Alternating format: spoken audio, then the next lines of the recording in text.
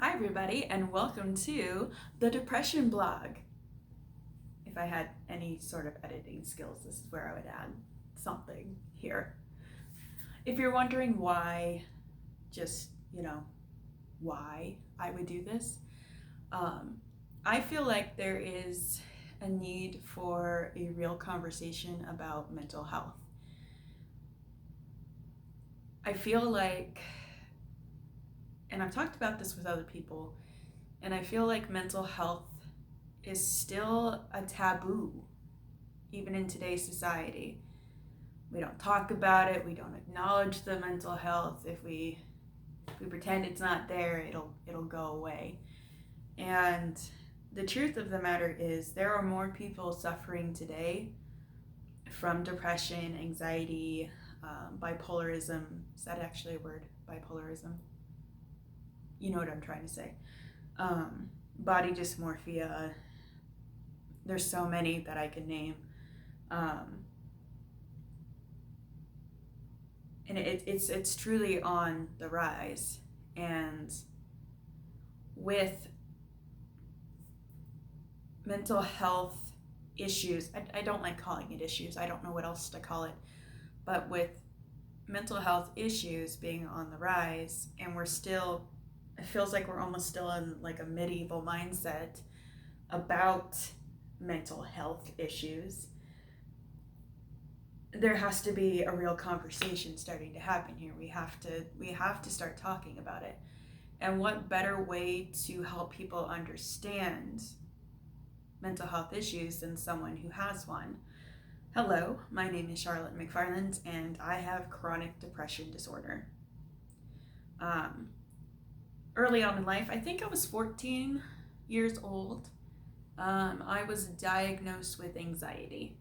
And then it wasn't until my early 20s that someone told me, not someone, a health professional told me, you have chronic depression disorder.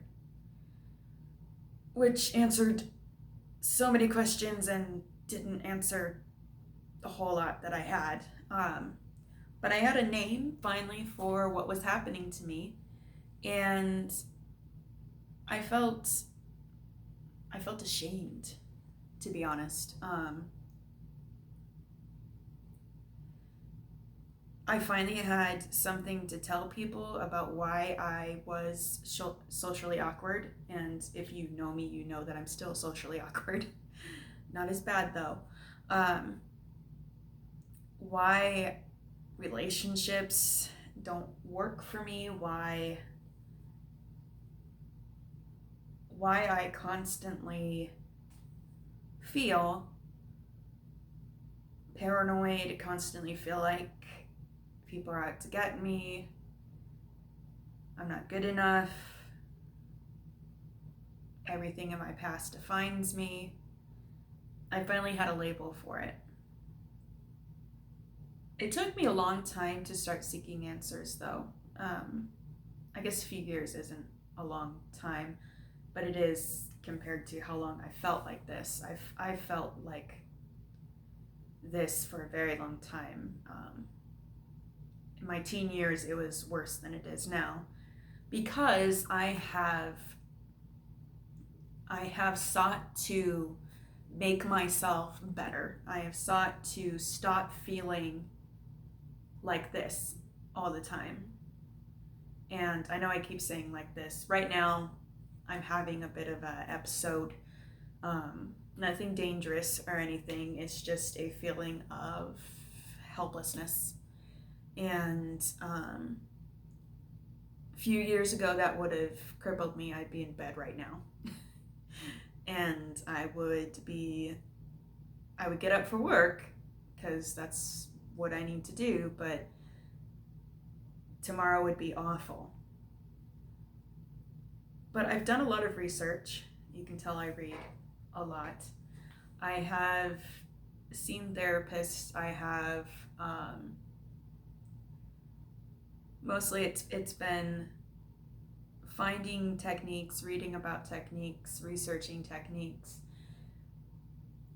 mental health.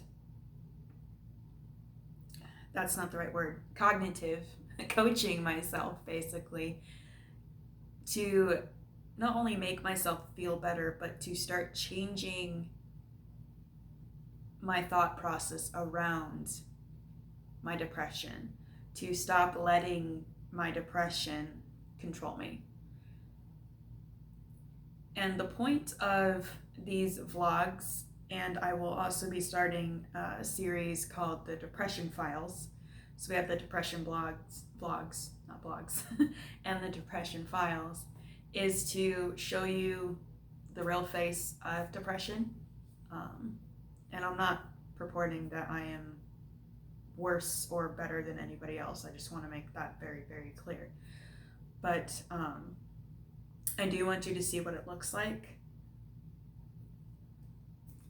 And I do want to share with my family, my friends, anybody that's viewing these videos, what I have done, where I've come from, what I've done, the pathways I've had to take for me to become a functioning adult. And I am a functioning adult. I sound like a toddler trying to convince you of something.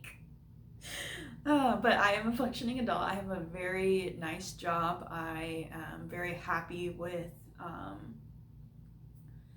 my place of work, but there's a lot of people that aren't. There's a lot of people that they suffer from depression and they can't function. They can't get out of bed, and some of them are hospitalized because they don't have coping techniques, because they haven't figured out their own way to function with it's a disability. It really is, with a mental disability that cripples you, that can very well cripple you, that just takes over every part of your life and you don't know how to escape it. I do want to clarify that I am not a mental health professional at all. What I am is a 32-year-old woman who had to find her own way. What I have had training in is cognitive coaching, and I will talk about that a little bit. I have taken several courses on positive psychology, and I've tried everything that I'll mention in the Depression Files. I've tried those techniques and I've adapted them and adjusted them so that they work for me. So what was the point of this video blog? You're going to see, if you choose to watch these, you're going to see I'm not going to say a lot, I guess a lot isn't quite the right word, but kind of my vision right now is one video will be the Depression Files, where I'll talk about the science behind depression, the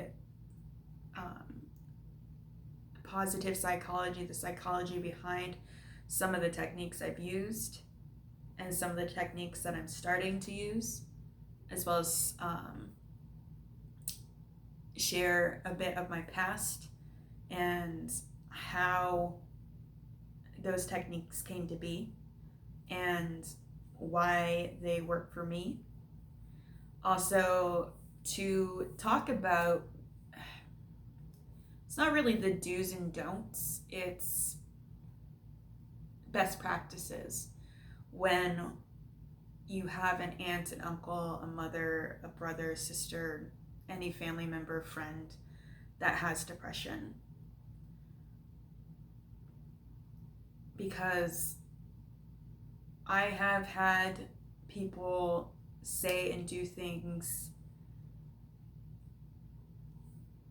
that triggered me in my depression, and I'm confident that those people didn't intend to do that. But when you don't understand what's happening, when you have never experienced this for what feels like my entire life, you don't know what to say. You don't know what to do. You don't know what questions are okay to ask. And this is the real conversation I want to have. I want to not only show people what they can do and what they should avoid, but also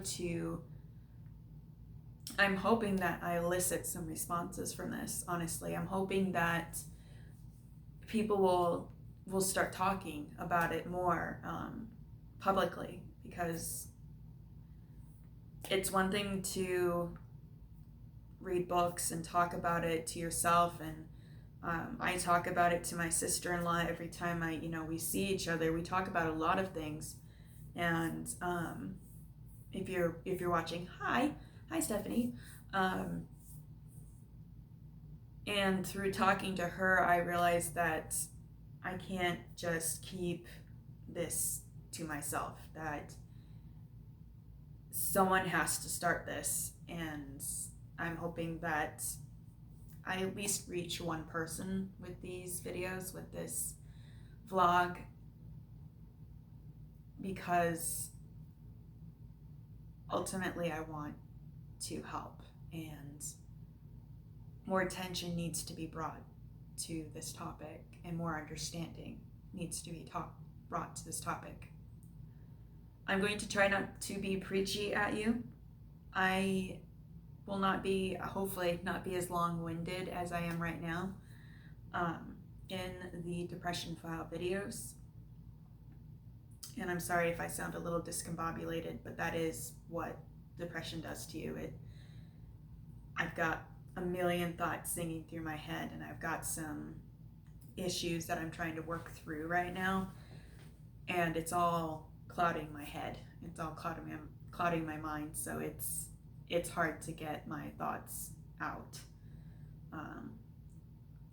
So that's something to know about someone that has depression, that they may not always make sense. They may babble because of that. They also lose their train of thought. But anyway, real conversation. Those deep one-on-ones that I have with my sister-in-law, I would love to have with you, even if I can't see you. So I guess I don't have a real topic for us today, other than trying to explain what I'm trying to do. So just to recap for my own sanity and for me to make sure that I mostly said what I wanted to say, the depression vlogs are for you guys to see the ups and downs of someone who has depression and struggles, and sometimes where I just talk about whatever's on my mind. And the depression files are going to be more informative and have more, I was an English teacher, so more citations, more sources behind them, to help start the conversation, to help educate the masses. That doesn't sound right either.